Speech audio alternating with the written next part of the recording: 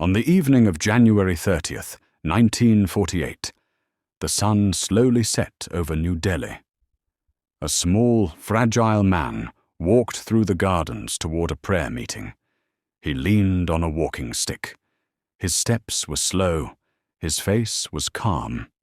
People stepped aside and bowed as he passed. They did not know this would be the last time they would see him alive. His name was Mahatma Gandhi. Gandhi was born on October 2nd, 1869, in Porbandar, India. He was not born powerful.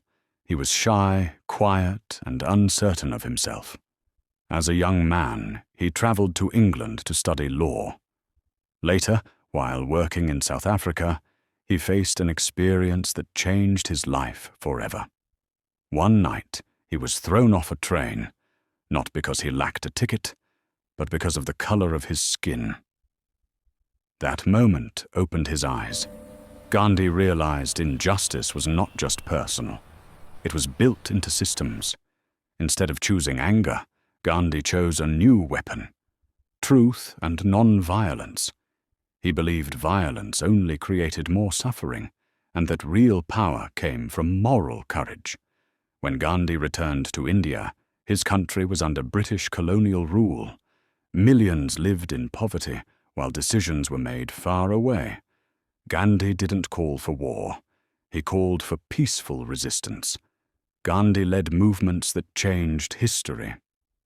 The non-cooperations movement, the famous Salt March, where he walked over 240 miles to protest unjust laws. Peaceful protests that united farmers, workers, women, and students. He lived simply. He wore plain clothing. He spoke softly. Yet the British Empire began to shake. Gandhi was arrested many times, beaten, and imprisoned. He went on hunger strikes to stop violence and injustice. Still, he refused to raise a fist. Behind the leader was a family that shared his sacrifices. Gandhi was married to Kasturba Gandhi, his lifelong companion. She stood beside him through poverty, prison, and protest. She died in 1944 before seeing India's freedom. He had 4 sons, who often lived without comfort or their father's presence. Gandhi belonged to the world, and that came at a cost to those closest to him. In 1947, after decades of struggle, India gained independence. But freedom came with tragedy. The country was divided into India and Pakistan, leading to violent conflict between communities. Neighbors turned against neighbors. Families were torn apart. Gandhi was devastated.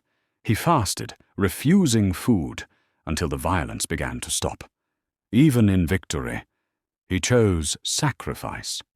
On January 30th, 1948, Gandhi walked toward his evening prayer meeting in New Delhi. As he greeted the crowd with folded hands, a man stepped forward. His name was Nathuram Godse, a radical nationalist who believed Gandhi was too tolerant and too committed to peace. 3 shots rang out. Gandhi fell. Witnesses said his final words were a prayer. The man who lived by non-violence died without resisting. India fell silent. Millions wept openly in the streets. World leaders mourned his death. Among them were Albert Einstein and Martin Luther King Jr., who would later carry Gandhi's philosophy forward. The world had lost one of its greatest moral voices. Gandhi's funeral was one of the largest gatherings in human history. More than 1 million people lined the streets of New Delhi. His body was carried on a simple wooden bier, covered in flowers. There were no grand speeches, no military honors, only silence, tears, and folded hands. India had lost its conscience. Justice came swiftly. Nathuram Godse was arrested immediately after the assassination. He did not deny his actions. After a public trial, he was found guilty and executed by hanging in 1949, along with a co-conspirator. The law had been served, but no punishment could replace the life that was lost. Gandhi never asked for revenge. He believed forgiveness was stronger than hatred. Today, his birthday is marked as the International Day of Nonviolence. His face appears on Indian currency. His ideas inspire movements for justice around the world. He never held political office. He never commanded an army. Yet he changed history. Mahatma Gandhi was assassinated in 1948. The man who shot him was punished, but the man who died left behind something greater than justice. He left a choice: to answer hate with hate, or to answer it with peace. And the world is still choosing. Now Reveal Zone asks you, can peace really defeat violence? Why do you think Gandhi's non-violence scared a powerful empire? Share your thoughts in the comment section. I read every single one. Your voice matters.